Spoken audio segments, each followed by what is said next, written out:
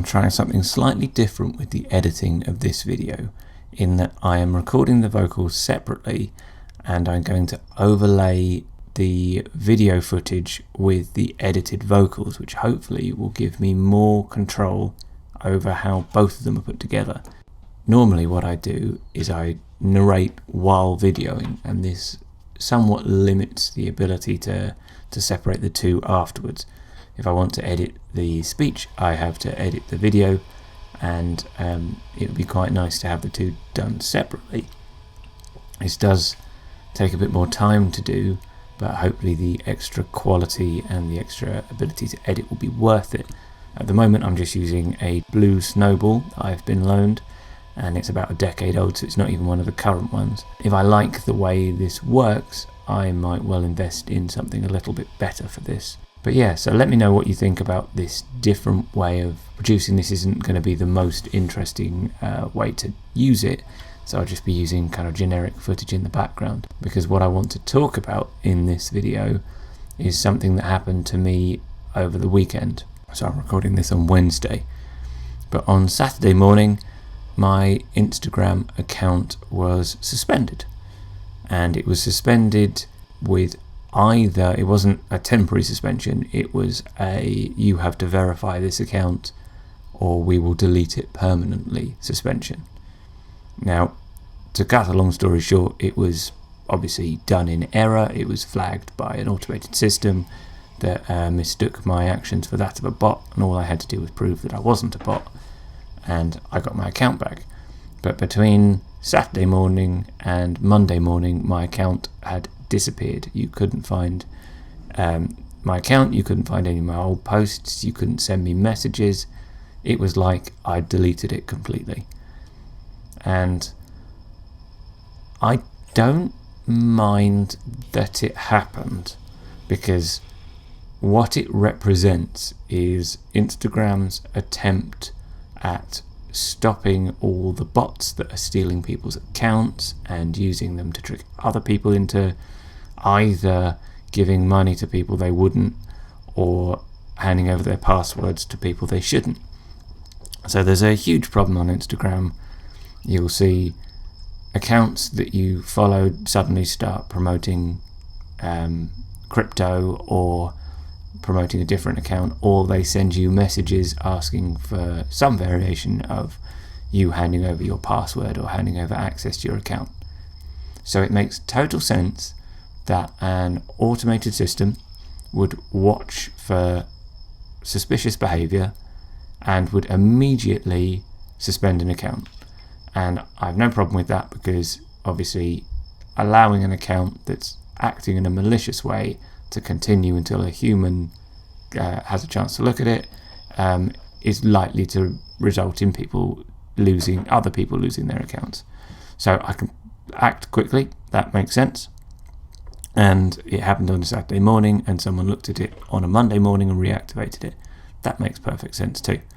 So I have no problem with the way that Instagram handled it.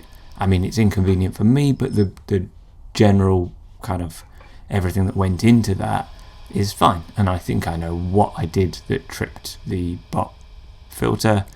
I tagged a bunch of accounts in my stories, about 30 over the course of a couple of stories, and some of them were accounts that I only just started following. So, that sort of behaviour is suspicious. If a human had looked at it, they'd know exactly what I was doing and why, but an automated system will detect that as potentially something worthy of paying attention to, and obviously it did, and locked me out of my account. That's fine. The real problem is that if for whatever reason it had taken them a long time to look at it, or they had decided against me, that would have been it for my account. You can probably appeal, but there are plenty of horror stories for how long it takes to get an appeal seen, and the unhelpfulness of support on all social media platforms. There's plenty of horror stories about YouTube, Twitter is obviously melting down at the moment. I don't know about TikTok. All I know is that TikTok DMCA takedowns don't exist. They basically just don't bother with it. So I doubt they have great customer support for other areas. This is happening to me with an account with over 200,000 followers. I'd imagine if you were a smaller account and a newer account, they would be quicker to suspend and slower to restore. So all of this is to say that you should be aware that this is a possibility and act accordingly. So the best possible bit of advice that I could give to anyone to start using social media as a business is to funnel the people that engage with you and who want to. I mean, don't do this in a scammy sort of way, but funnel them to a mailing list. If you have a mailing list, you can export that mailing list, you can take it with you between websites, between mailing platforms, and it's your list. You can do whatever you want with it. If any of the social media platforms decide they're deleting your account, you can't access your follower list. Those people, I had no way of telling those 200,000 people that follow me that my account was inactive, because my account was inactive. As soon as the platforms decide that they don't want you there, that's pretty much it.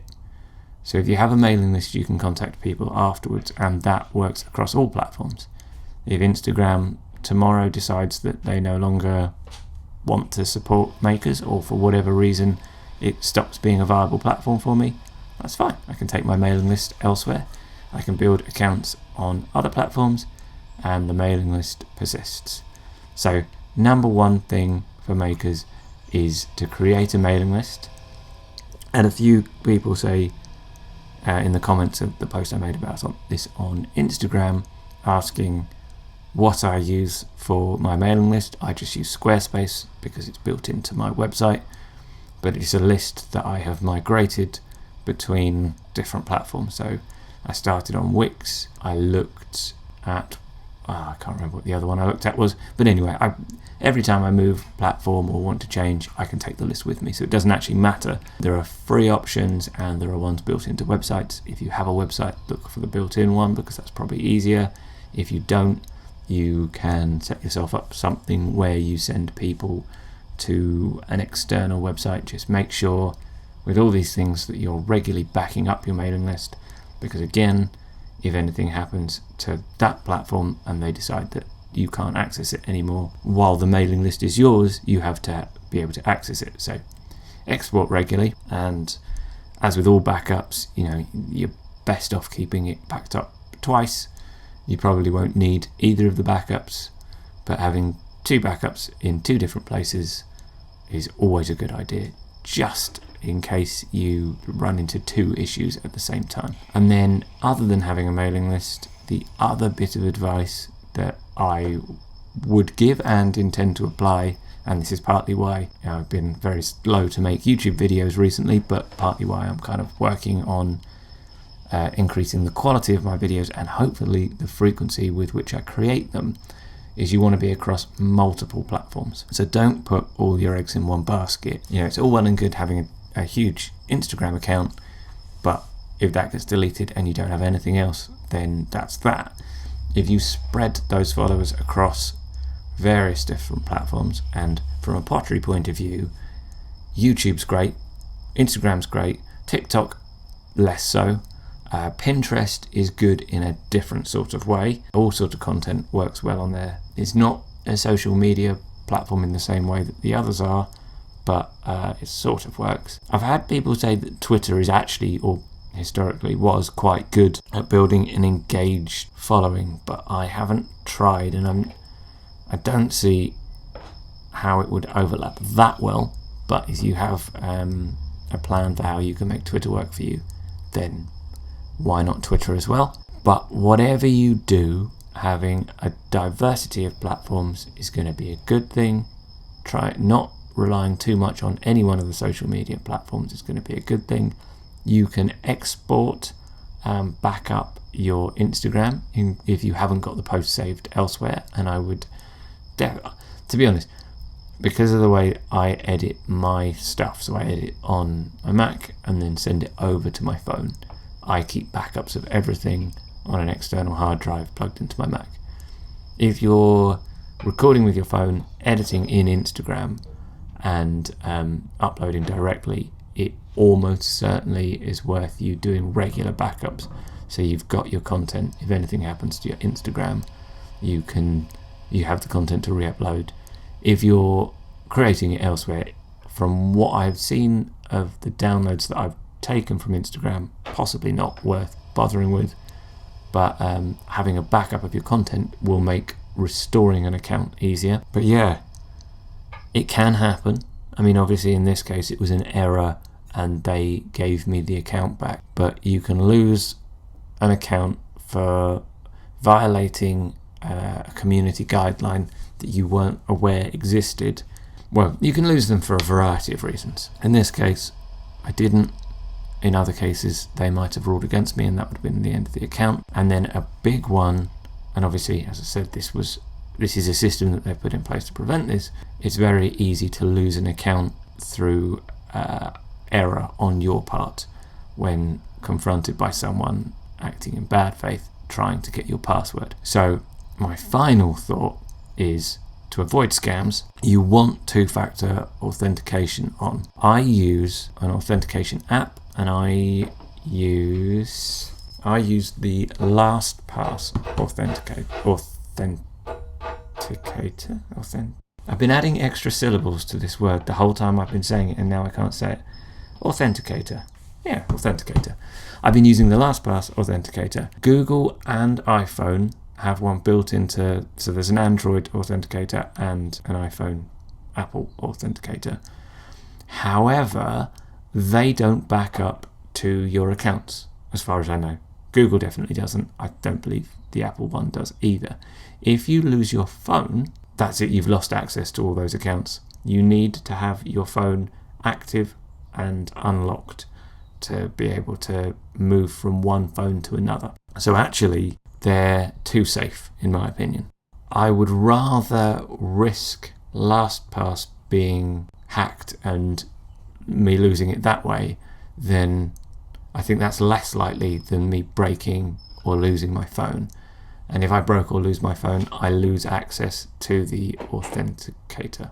Yeah, authenticator. Why am I struggling with that word so much? Yeah, so pick your app carefully. LastPass is my recommendation. I would use that over using your phone or your email as the second factor, just because it's easier for someone else to access those. If you have an app, you have to have your phone and have it unlocked. Unless, of course, LastPass gets hacked, which hopefully they're not going to. Where if someone gets control of your email account, they can then use the second factor remotely, which you can't do with an app. That's what I would do to prevent someone getting control of your account. It adds a huge amount of protection compared to not having it turned on, because even if you give someone your password, so long as you don't give them the second factor code, they still can't access it. So it allows you to make a mistake and still be okay in a way that it won't be if you haven't got that second factor. Highly recommend it, but even if you use email as your second factor, it still protects you against giving someone your password, which there are many ways that they will try and get you to do. They will contact you to tell you that your account has violated their terms of service and you have to appeal or it will be deleted. They will contact you to tell you you're eligible for a blue badge. In both cases, they then want you to sign in. But what you do if you try and sign in is you go to a spoofed website that looks like the actual thing, and you put your password in there and they now have your password. The second factor authentication will protect you against that. Another very sneaky one they do on Instagram, I've not seen it anywhere else, but I'm sure it's not unique to it, is there's an emergency account reset option that is built into Instagram somewhere. You can trigger it. What people will do is when they've got a compromised account, they will message accounts that account follows, so hoping there's a personal connection there, or that they've contacted them via DM before. So they will DM you to tell you, pretending to be the actual account, that they have been entered into a competition and need your vote to help them win. or some variation of that. They need you to just give them a code to help them with whatever. Basically, they just say it's this low effort thing that you can do to help them. And a lot of people will say yes to that. What they're actually doing is telling Instagram that you've lost access to your account. Instagram will send you via email or via text, I think. They will send you a code that you can use to regain access to an account that you have lost access to. Now, obviously, you haven't lost access to your account, but if you screenshot that code and pass it on to them, which they will ask you to do, if you do that, they now have the code that they need to act as though they are you and you've lost access to your account, and they now have access to your account. Someone has told me that it doesn't overrule the two-factor authentication. I thought it might have, because it's kind of using the text code, which is for a lot of people their second factor. I thought that might work. Apparently it doesn't. So you are still protected so long as you only make one mistake. That way, if you have two-factor authentication on. But even if not, don't trust anyone asking you to pass on a code that has been sent to you like that, because that is almost always going to be a scam. And unless it's someone you know well and you can verify with them outside of the app that they personally are asking you to do something and figure out why, it's almost certainly a scam, and the person who's doing it wants to control your account. If they get that code from you, they will then use your account to gain control of more accounts. And they, I assume, turn the accounts into bot accounts. I'm not quite sure. But whatever it is, you will lose access to that account. And Instagram will almost certainly not help you get control of that account. So that's that.